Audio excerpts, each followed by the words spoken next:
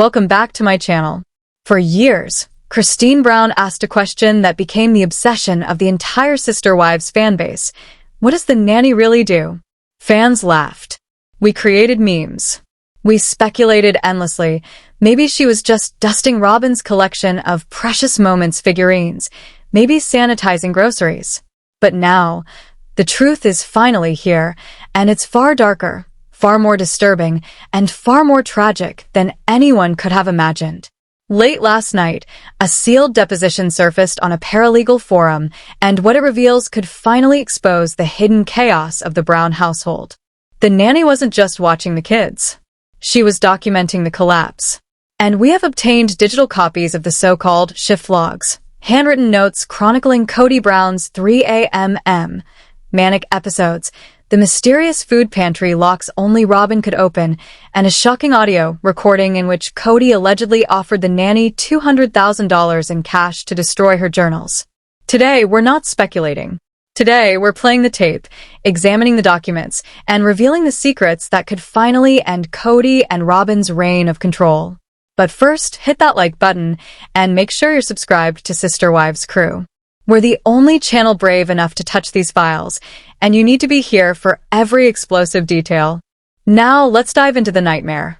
The first shocking detail comes from a quiet filing in the Coconino County Superior Court, filed under the pseudonym Jane Doe.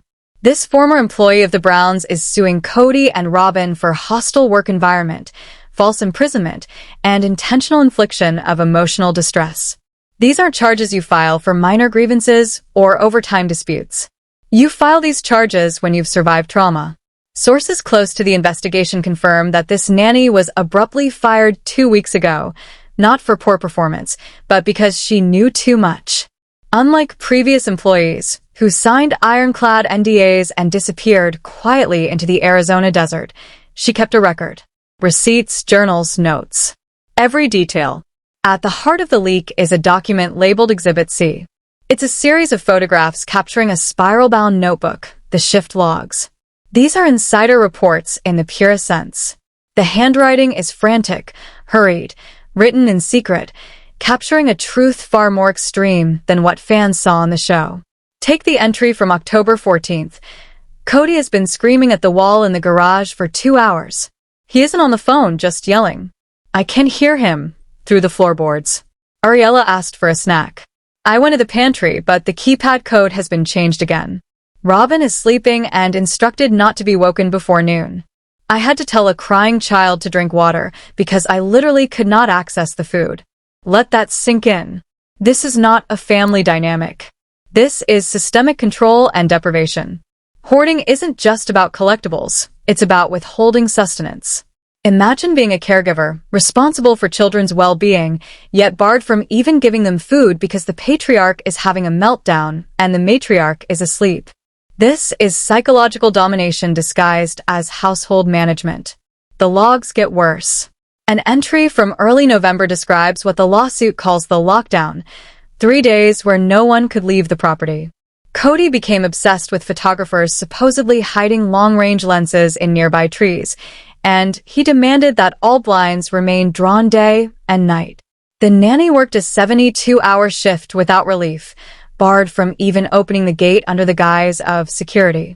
This is where the false imprisonment claim comes from, holding someone against their will under the guise of safety. And the psychological toll on the children is chilling.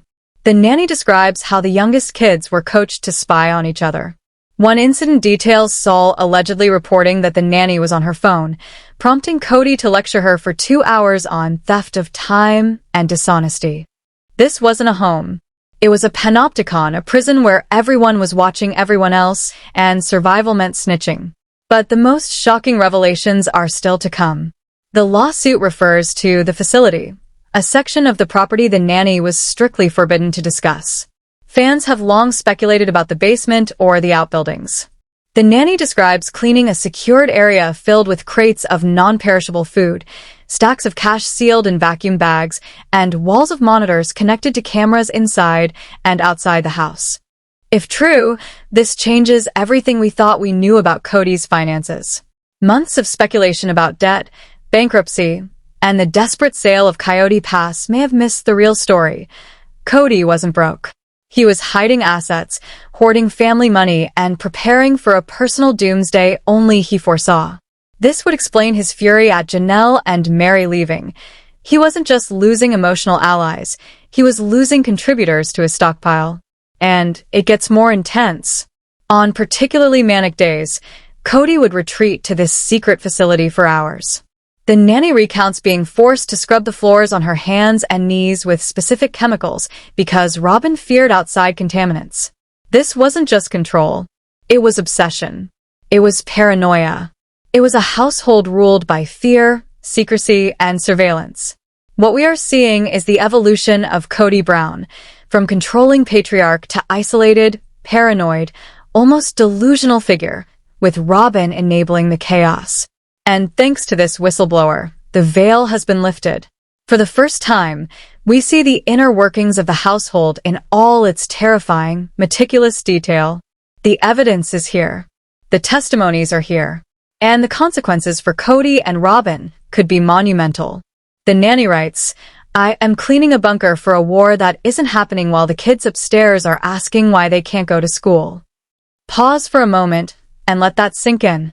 This disconnect between the reality of the outside world and the twisted microcosm inside the Brown household is at the heart of the hostile work environment charge. You cannot ask an employee to participate in a delusion without inflicting psychological harm, and the nanny endured it every single day. But why now? Why did this whistleblower choose this exact moment to come forward? The timing isn't random. In fact, there's a theory circulating deep in the web forums that could completely reframe this lawsuit. It's known as the David Connection. And once you hear this, the entire story shifts. Was Jane Doe just a random hire? Or was she strategically placed? Insider reports now suggest the nanny isn't a stranger to the Brown family at all. Metadata from the leaked images reveals her surname, redacted in the public filing, is linked to a distant relative of David Woolley, Christine's new husband. Think about that. If this theory is accurate, the so-called innocent hire could have been a deliberate countermeasure. While Cody was playing checkers, Christine and David were playing 4D chess. Adding fuel to this theory is a grainy photo allegedly taken weeks before the firing. It shows the nanny's car parked at a Flagstaff gas station, right next to a white truck matching the make and model of a vehicle registered to David Woolley's construction company. Coincidence? In Flagstaff, maybe. But in the world of the Browns? There are no coincidences. If the nanny was feeding information back to Christine and David, everything suddenly makes sense. She wasn't keeping a diary, she was building a custody case.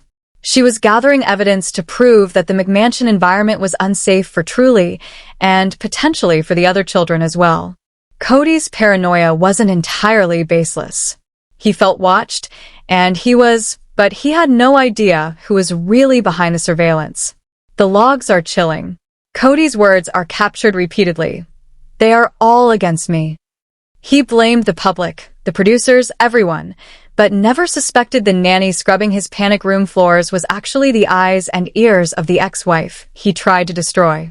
As we move deeper into the shift logs, Robyn's behavior becomes increasingly erratic. Previously passive-aggressive, she now takes an overtly hostile approach. The nanny writes about bag checks, purse searches, and even car inspections. But Robyn wasn't hunting for silverware, she was hunting for recording devices. The nanny recalls, "Rose? I can see it in her eyes. She stopped letting me be alone with Ariella. She stands in the doorway and watches me fold laundry." The tension is unbearable. Picture it. Cody spiraling in the basement with his cash, his guns, and his hoarded supplies, while Robyn patrols the upper floors like a warden. And caught in the middle? A single employee meticulously collecting the evidence that could bring this entire house of cards crashing down. The legal filing identifies the final straw, the event that led to the nanny's abrupt firing and the infamous hush money offer. It happened on a Tuesday night.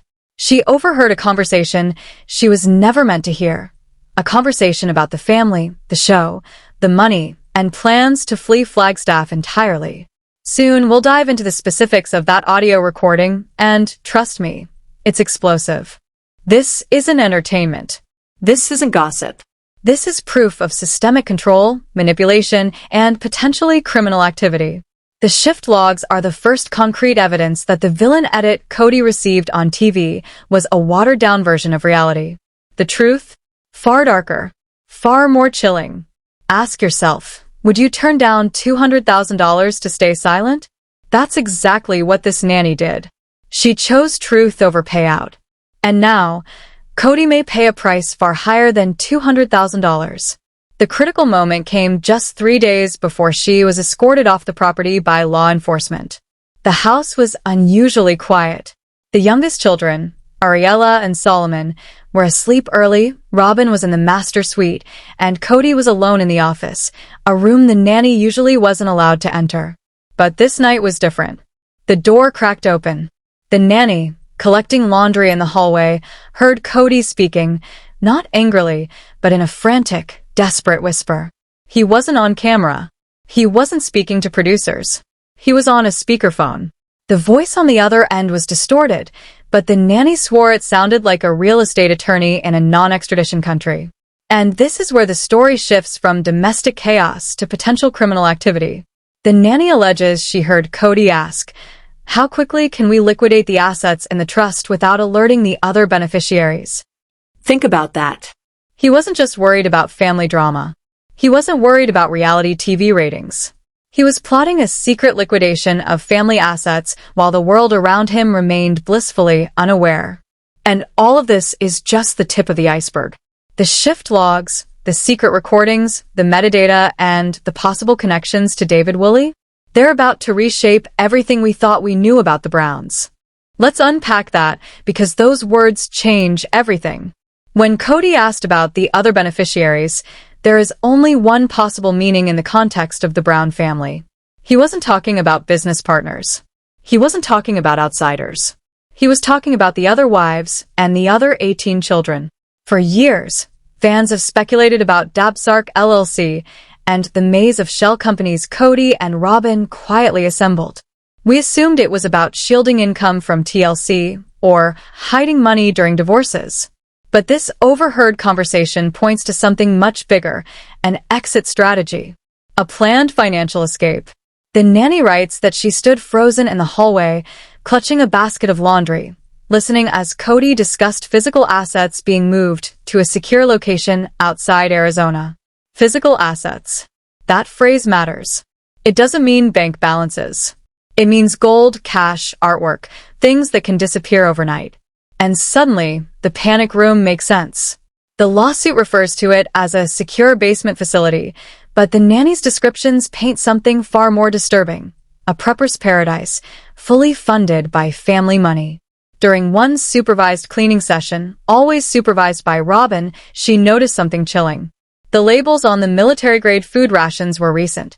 Not 10 years old. Not leftovers from a united family era. These were new purchases.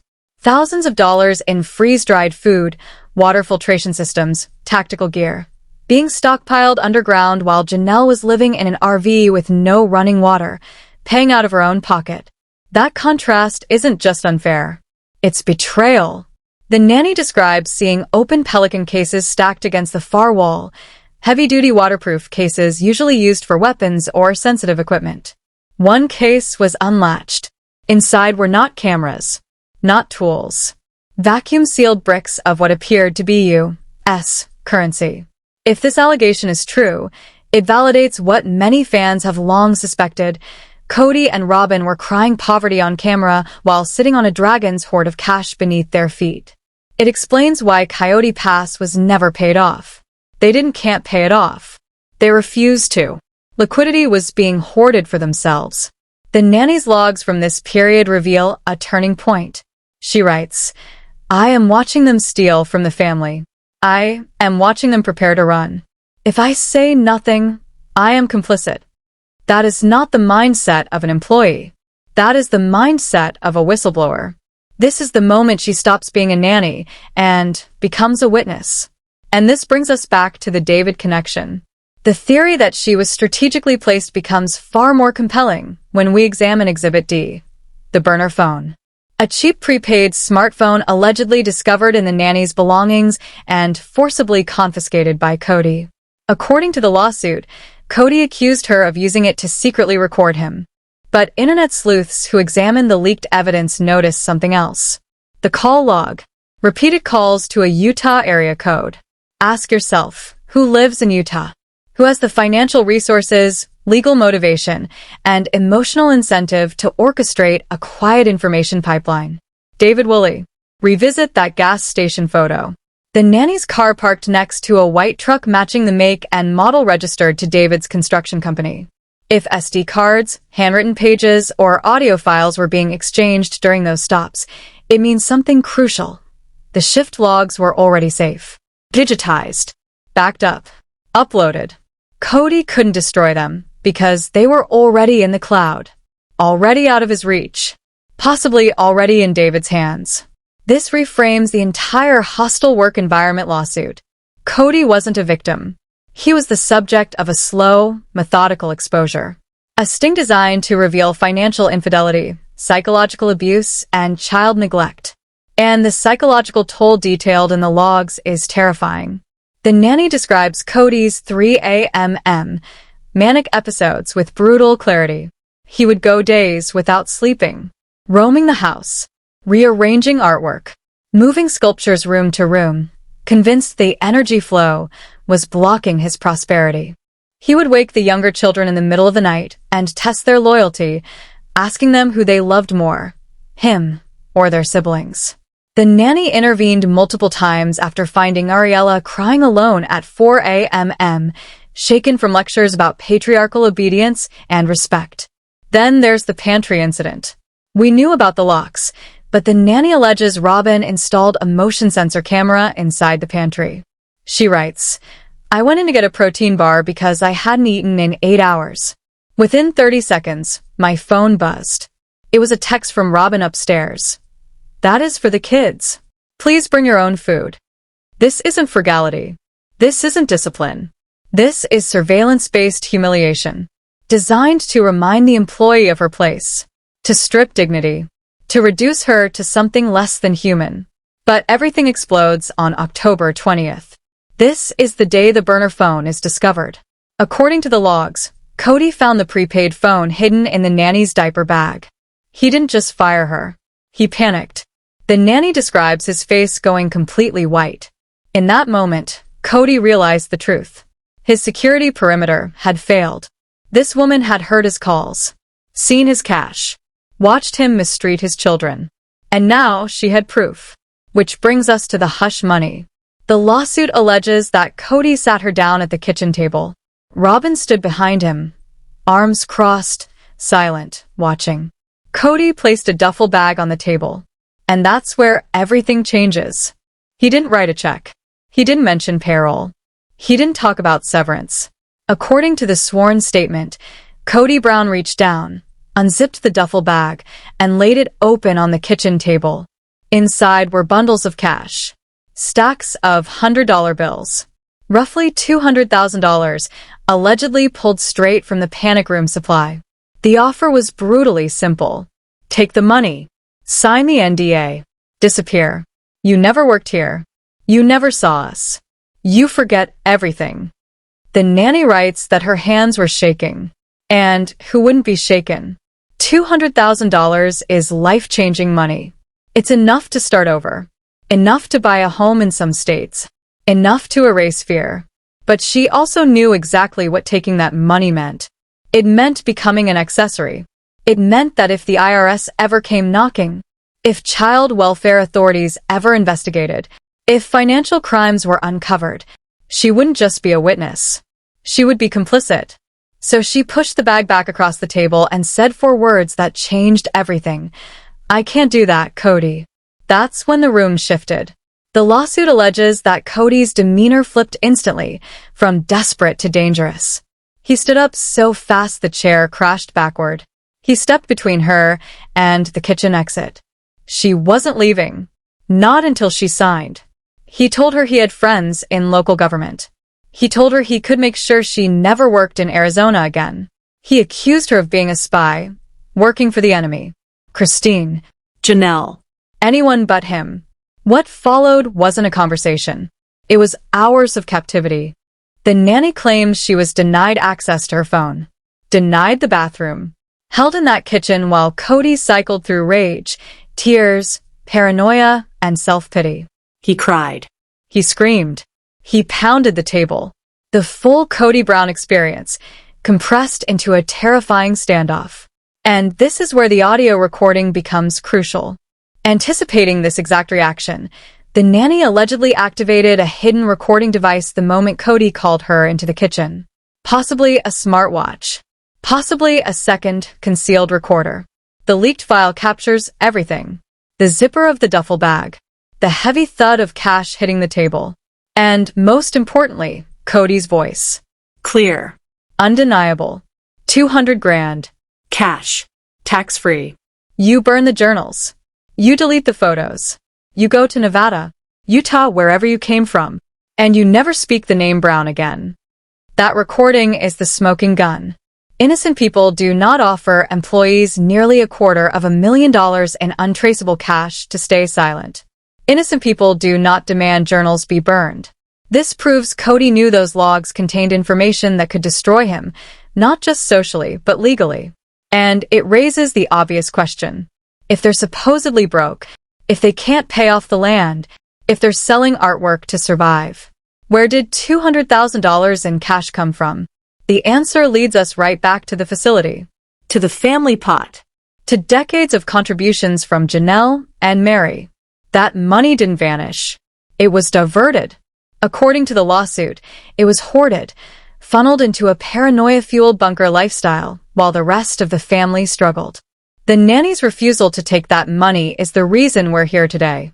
It's why the police were called. It's why this lawsuit exists.